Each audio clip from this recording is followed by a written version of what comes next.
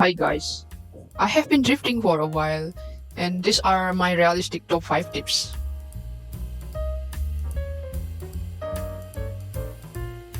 Well, technically, I think you can apply these tips anywhere when you want to buy a new clothes.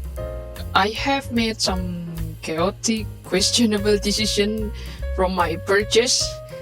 Like I have both itchy sweaters to bleeding jackets, so consider this my confession slash guide for you to avoid the same mistake. Tip 1. When you browse, always look for a good material.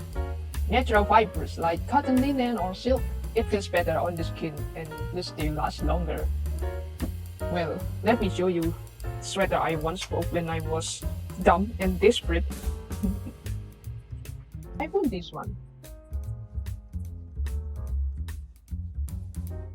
It's rummy, breathable, and sturdy. Well, even ChatGPT said to me that Rami is like a gym bro linen. And yeah, this itchy sweater, it's made out of I think 80% of polyester and then 20% of I don't know.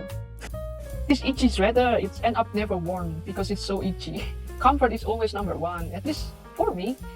Like 100% polyester, cheap on cheap wool, they are donated for a reason.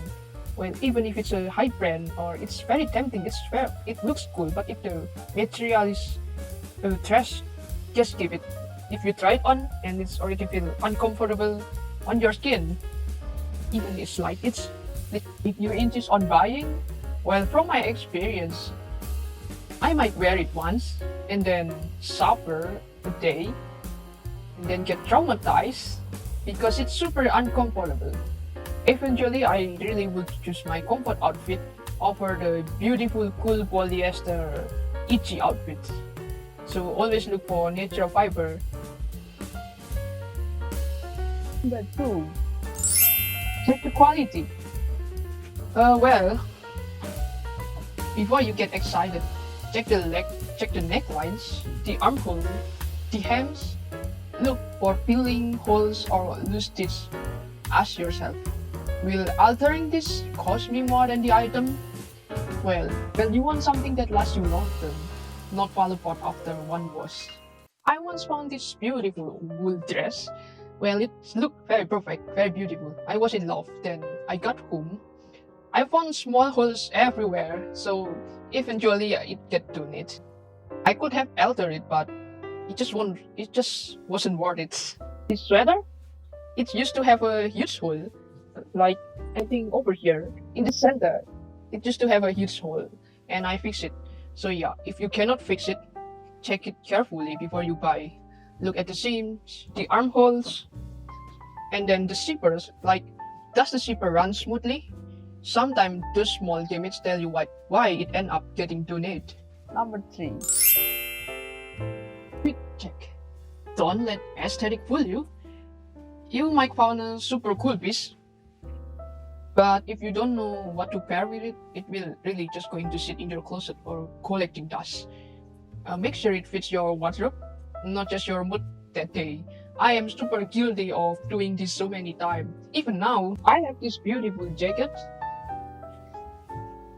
Look at the details. Like, I genuinely thought that I bought this because I thought I could never make these details myself. Yeah, it does have a very beautiful details here, but I forgot I had nothing to style it with. I even went to TikTok asking for advice, like, how do I pair this jacket?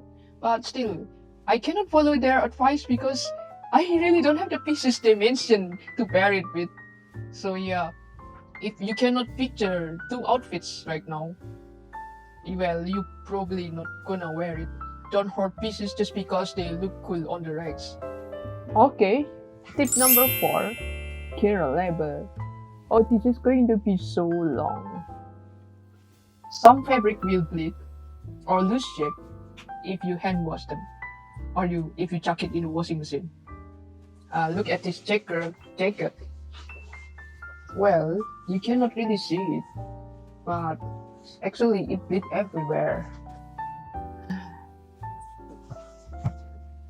When I thrift it, It was yellowing very badly, and I thought I could rescue it, but instead of uh, bringing it to dry cleaning, dummy hand washing it, and then it bled all over. I still remember that moment. I think I was on the verge of crying when I found out the jacket has bleeding. Honestly, really. Color bleed is the biggest heartbreak. Most of the time, the stain will be there forever. Really. And especially for vintage garment, those are so delicate, so fragile. It's really common to find a gorgeous vintage piece, but really you have to be careful with those. Like, I think it has something to do with the dyes or the fabric edge, but they will bleed if you wash them wrong. Sometimes dry clean only really means dry clean only. When I thrift clothes, I try to think about the care that went into them before they even got to the store. Like, someone owned this piece, they wore it, loved it, and then decided it was in a good enough condition to pass on. That means it was in a good hand. So when I take it home and then ignore the care levels and then ending up ruining it, I feel so guilty. It's like I have failed as the new owner. I think of thrifting more than just getting cheap clothes. It's inheriting a piece that someone looked after. And if I'm not ready to give it the same care, then I think it's maybe better to leave it for someone else who will. So respect the garment, respect the history.